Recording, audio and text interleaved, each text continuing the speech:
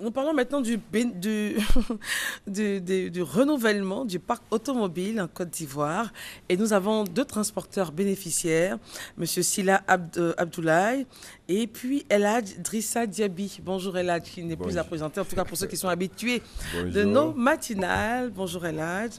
Voilà, président d'une fédération de transporteurs et puis, non, association de transporteurs.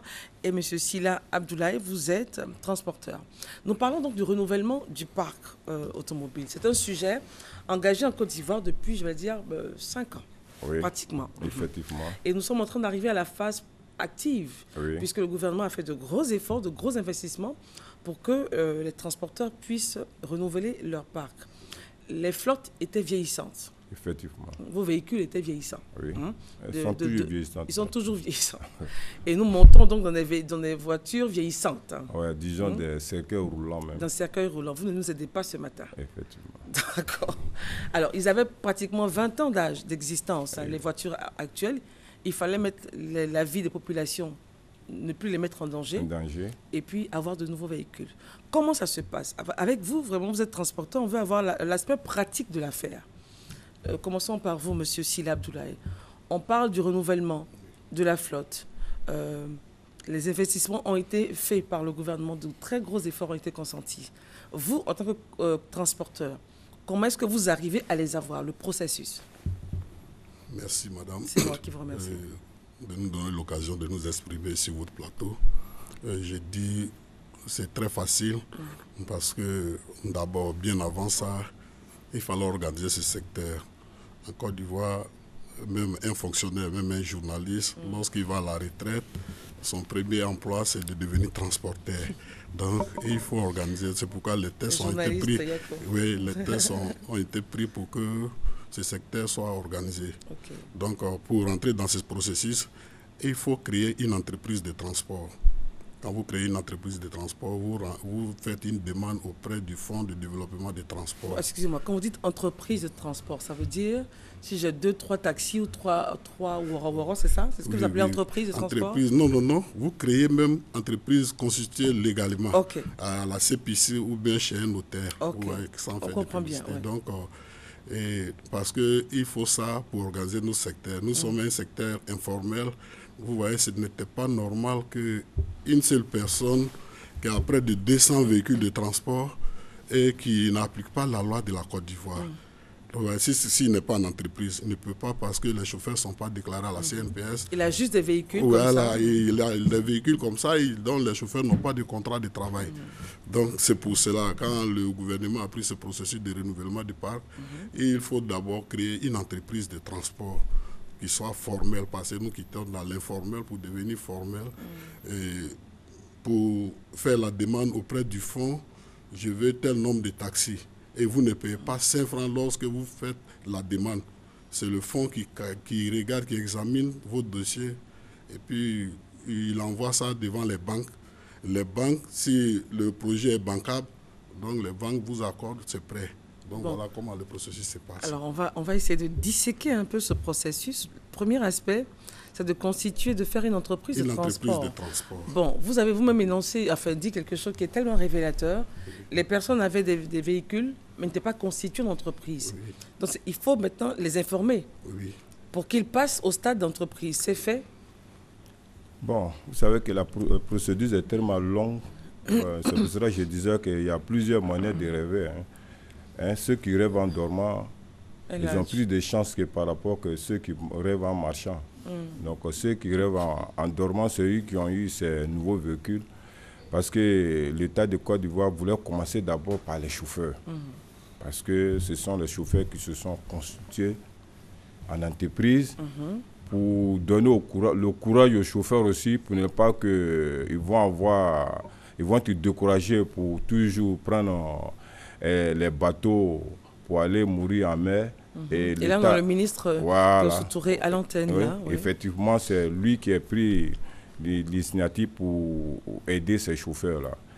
Et si vous voyez que les procédures ont un peu duré, parce que les banques nous demandaient trop de conditions. Et là, ce sont les véhicules? Oui, ça, ce sont les véhicules. Les conditions étaient tellement énormes et le ministre ne voulait pas donner des charges à ces chauffeurs-là. Wow. Alors, avec votre permission, je voudrais juste informer nos téléspectateurs, pour ceux qui ne le sauraient pas, que le ministre donc, a annoncé que le programme de renouvellement du parc automobile porte sur le remplacement de 50 000 véhicules, toutes catégories confondues, pour un coût global de 750 milliards de francs CFA sur 5 ans. Oui. C'est une opération très sérieuse.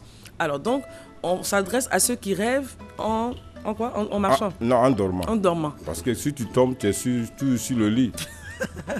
D'accord. Voilà. Pour ceux qui n'ont pas encore commencé, qui savent qu'il y a un renouvellement, mais qui ne savent pas comment il faut faire pour obtenir le véhicule.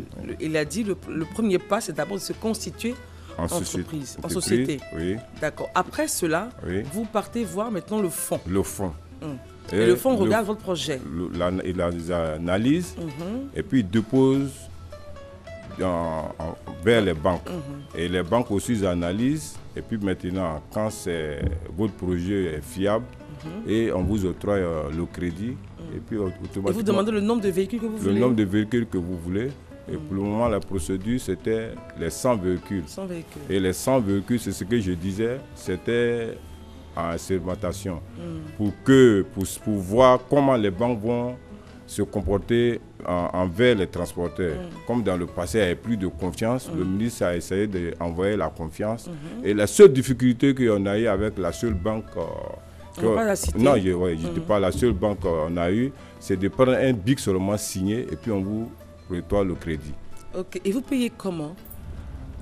Hors antenne, elle me disait c'est par jour. Comment ça se passe? Vous remboursez comment si vous avez une flotte de 100 véhicules? Oui, quand il a dit par jour, c'est tout à fait normal parce qu'il faut suivre des recettes régulièrement. Mais c'est 36 mois. On vous donne un prêt de 36 mois. Je pense que c'est facile pour que tu puisses rembourser. Et dans ce projet, nous pouvons remercier le ministre des Transports qui a géré ce projet directement avec le DG du fonds.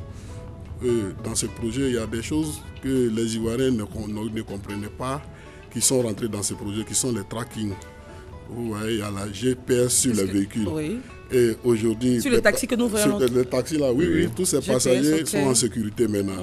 Vous voyez, avant, celui qui voulait voler, il vient à la gare pour chercher un véhicule, un taxi. Quand il trouve, parce qu'il est là, il n'est pas identifié, on lui donne ce taxi, il prend ça pour aller braquer ou bien aller voler. Maintenant, avec les GPS, vous ne pouvez pas le faire.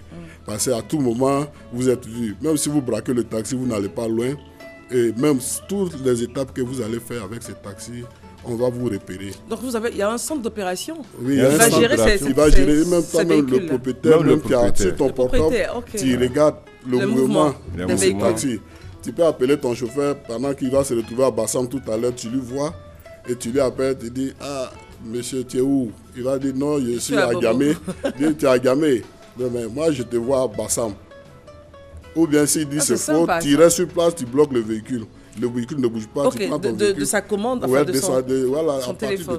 Donc, à n'importe quelle heure, même la nuit, si tu dis au véhicule de garer à 22h, 23h, et puis minuit, tu vois le véhicule en train de circuler, tu l'appelles, tu appelles le chauffeur, tu es où actuellement? S'il dit je suis à la maison, tu dis c'est pas vrai, je te vois devant un marché, ou bien je te vois en train de faire autre chose.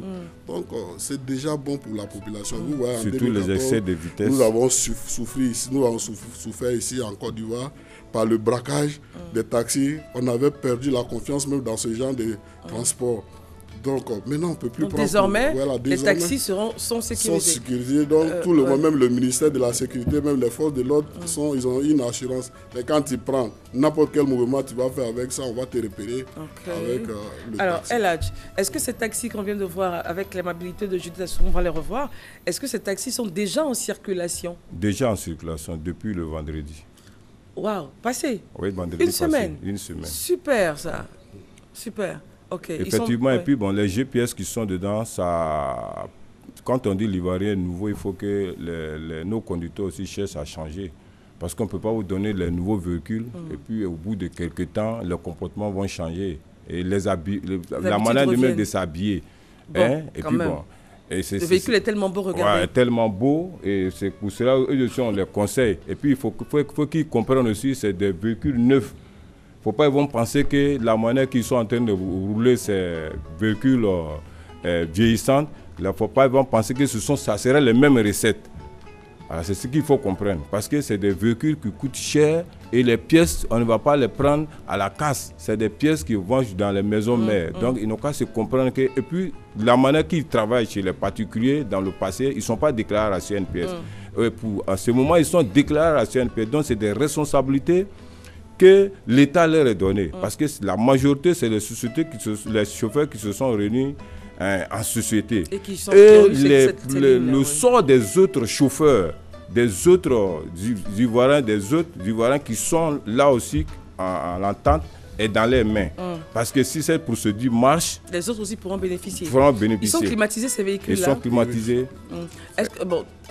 Est-ce que, climatisé, la ligne de crédit est là, on doit payer. Oui. Est-ce que les populations pourront toujours faire leurs petits arrangements avec les chauffeurs? Oui, effectivement, l'arrangement. Le taxi, le compteur est quoi? C'est parce que quelqu'un qui vient, qui ne sait pas aller d'un point A à un point B, qui ne connaît pas la distance, et pour cela, on met le compteur en marche. Et aujourd'hui, mais déjà, si tu as du connais ta distance, tu peux faire toujours l'arrangement. Ça ne change pas. Ça ne change pas. D'accord. Alors, je voudrais juste lire ce petit passage que le ministre, donc, au nom de tous les acteurs du transport routier, a rendu un vibrant hommage à son Excellence, le Président de la République, Alassane Ouattara, grâce à qui le budget 2016 a été bouclé avec la ligne de crédit de 100 milliards de francs CFA accordée aux transporteurs et les concours de 50 milliards de francs CFA au secteur privé. Vous n'avez pas le droit à l'échec, messieurs. Effectivement. Parce qu'il y a une certaine responsabilité que l'État nous a donnée. Parce que l'État nous prouve aujourd'hui que je préfère d'être la tête d'un poulet que d'être la queue d'un hippopotame. La tête d'un poulet que la tête d'un hippopotame? Non, que la queue d'un hippopotame. Parce que quand on dit les poulets n'ont qu'à venir, même si tu es petit, tu as une responsabilité. L'État nous a donné cette responsabilité par rapport que tu es derrière un animal tu es derrière, ça veut dire que tu n'as pas de responsabilité. Donc il vaut mieux être la tête d'un poulet que la queue de l'hippopotame. Voilà, de l'hippopotame. Donc aujourd'hui, ça vous dit merci au président de la République. Parce qu'il nous a donné une responsabilité pour qu'on puisse avancer. Eladj, rapidement, on a vu les taxis. Est-ce que les véhicules communément appelés BACA seront eux aussi renouvelés? Les cars de grand transport public? Oui, c'est un processus. C'est une procédure. Hein. Voilà, c'est un processus. Déjà en janvier, à partir de janvier, alors, le fonds parle de 3500 véhicules déjà. Donc tout le monde est dedans. Les poids lourds, les BACA, tout le monde. Donc, et ce que nous pouvons lancer à nos frères, parce que nous étions tous des syndicalistes, nous sommes devenus aujourd'hui des chefs d'entreprise qui créent des entreprises. Il ne faut pas rester individuellement, aller s'arrêter devant le fonds de développement des transports pour dire que je vais obtenir qu'on ne me donne pas. Il n'y a pas 5 francs à payer. Il faut constituer tes dossiers. Si elles sont bancables, vous avez droit à votre ligne de crédit.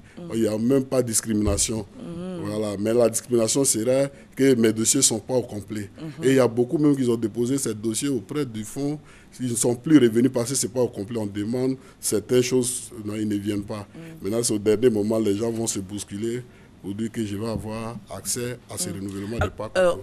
On retient donc qu'avec cette initiative du gouvernement, qu'on applaudit, on a un renouvellement. On a vu les nouveaux taxis qui sont déjà en circulation depuis vendredi passé. La sécurité donc sera dans les gares, hors des gares, dans les véhicules.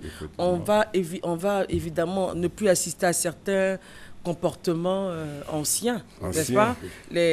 Comment on les appelle? Ceux qui prennent l'argent avec les chauffeurs. Oui, c'est les ngabos. On en parlera un autre jour. Voilà pourquoi c'est venu. Pour lutter contre ça. D'accord, on en parlera un autre jour, rassurez-vous, messieurs. L'émission est terminée. L'émission est terminée. Merci de nous avoir suivis. Ce fut un plaisir pour nous. Je suis Christelle Meledj et Judith Assoumou à la réalisation. Nous remercions les caméras, la vidéo, le nodal, le son, la lumière. Merci à vous, les chefs de plateau, le décor. Merci pour tout ce que vous avez fait depuis maxi 2h, 3h du matin pour que l'émission ait lieu. Que Dieu vous bénisse. Au revoir et à la semaine prochaine par la grâce de Dieu. Bye.